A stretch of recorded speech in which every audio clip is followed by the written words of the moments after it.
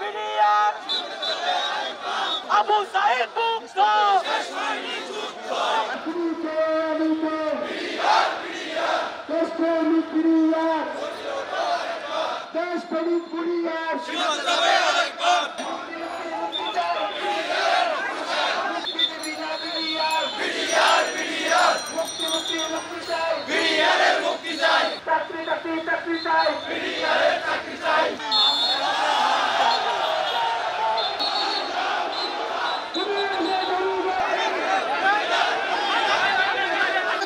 তোমরা গ্যাস খুলে দাও।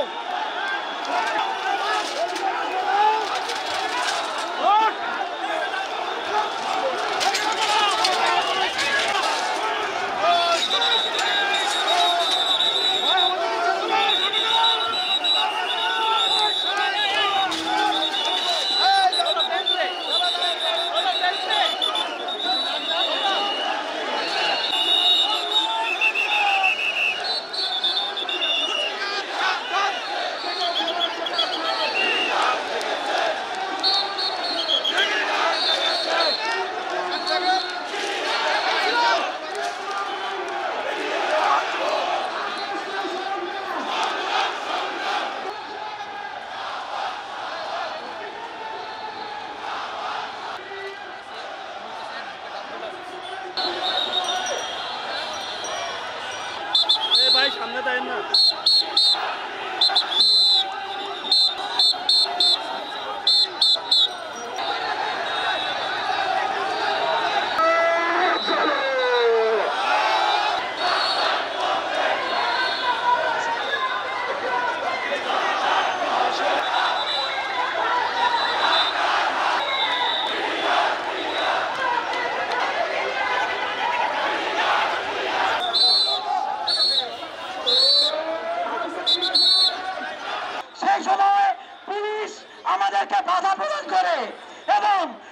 বর্তমান যে সরকার আছে এই সরকারের কাছে আমাদের দাবি আমরা যেন চাকরি ফেরত পাই এবং যারা জেলবন্দি আছে তাদেরকে মুক্তি দিয়ে একটা সুষ্ঠু তদন্ত করে যারা প্রকৃত দোষী তাদেরকে দোষী সাব্যস্ত করে আমাদেরকে চাকরিতে পুনর্বহাল করার জন্য আমরা এই কর্মসূচি অংশগ্রহণ করেছি।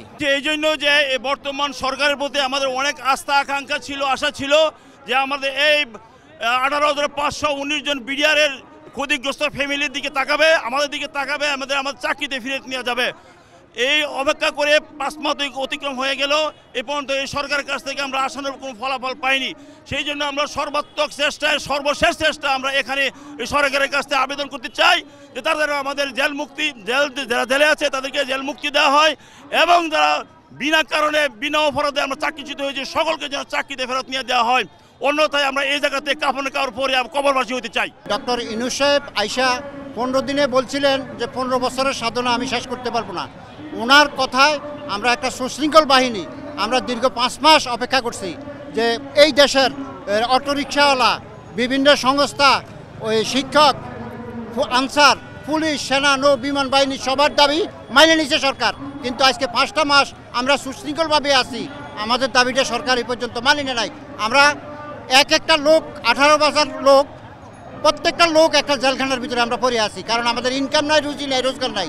আমাদের 8,500 লোক কেন্দ্রীয় জেলখানার ভিতরে বিভিন্নভাবে তারা অসুস্থ হয়ে পড়ে রয়েছে, তাদের দেখার মতো লোক নাই, তাদের পরিবারকে ওখানে দেখার মতো কোনো লোক নাই, ইনকাম নাই, রুজি নাই।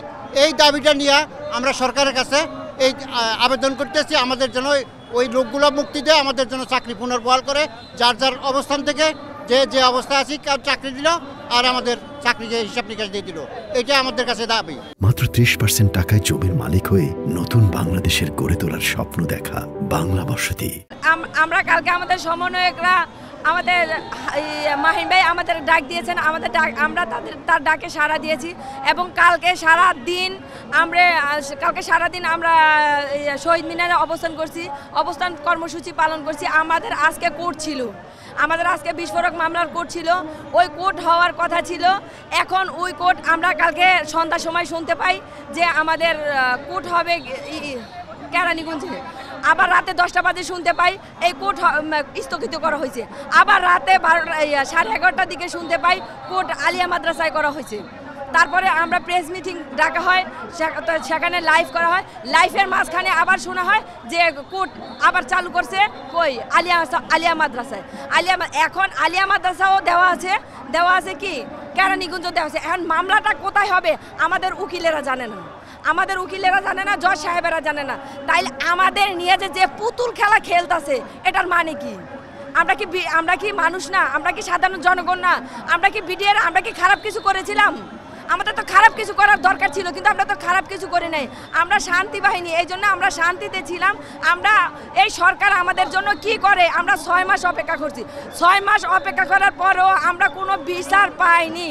কালকে সারা দিন গেছে, কোনো উপদেষ্টা কোনো বড় মহলের যাদের কথাই করেন কেউ আমাদের কোনো খোঁজ খবর নেয় নাই। এই যে আমাদের মা বোন দেখেন, প্রত্যেকের নিয়ে আমরা রাস্তায় ছিলাম, আমরা খোলা আকাশের নিচে ছিলাম, আমাদের কেউ খোঁজ খবর নেয়নি। আমরা খেয়ে আছি না খেয়েছি আমাদের কথা কেউ জানে নাই। আমরা এই কোন শীতের মধ্যে এই বৃদ্ধ মানুষগুলো নিয়ে আমরা রাস্তায় ছিলাম। ওদের মধ্যে কোনো মানবতা নাই। আল্লাহ ওদের বিচার করুক। আমরা ওদেরকে বসাইতেও পারছি, নামাইতেও পারবো, যতক্ষণ না পর্যন্ত আমাদের দাবি না মানা হবে। আমাদের যেই জেলখানায় বন্দি বিডিআর ভাইরা আছে তাদেরকে মুক্তি না দেওয়া হবে, ততক্ষণ পর্যন্ত আমরা এই ব্লকেড চলবে যতক্ষণ না পর্যন্ত আমাদের এই দাবি না মানা হবে। ভাষা নাই, আচ্ছা ভাষা তো নিয়ে আসা মুশকিল। আইন শৃঙ্খলা বাহিনী হিসেবে তো আমরা চাই না যে মানুষ দুর্ভোগে পড়ুক, রাস্তাঘাট বন্ধ হোক, কোনো এই শাহবাগের মতো মোড়, এত গুরুত্বপূর্ণ একটা মোড়, এটা বন্ধ হোক। তারপরেও এখন এই যে বিভিন্ন রকমের আন্দোলনকারী, বিশেষ করে যে আজকে বিডিআর হত্যাকাণ্ডের সংক্রান্ত বিষয়ে যারা আসছেন, ওই ভুক্তভোগীর পরিবার এবং ভুক্তভোগীর সদস্য যারা ছিলেন, তারা আজকে বিভিন্ন দিক থেকে এসে শাহবাগে মোড়ে অবস্থান নিয়েছে। তো তারা বলেছে যে 1 ঘন্টার মতো তারা এখানে থাকবে। তো আমরা আমাদের মতো অবস্থায় আছি, আমরা সর্বোচ্চ ধৈর্য ধরার চেষ্টা করতেছি। 1 ঘন্টা পরে যদি চলে যায়, আমি সবাইকে অনুরোধ করব যে 1 ঘন্টা একটু ধৈর্য ধরে সবাই যেন একটু দুর্ভোগ হলেও একটু ধৈর্য ধরতে হবে। যারা যাত্রী আছে, বাস আছে, বিভিন্ন রকমের যাত্রী আছে, বিশেষ করে অ্যাম্বুলেন্স হলে সেটা আমরা পার করে দেওয়ার চেষ্টা করতেছি। আর 1 ঘন্টা পরে ইনশাল্লাহ হয়তো বা সমাধান হয়ে যাবে বা এটা স্বাভাবিক হবে।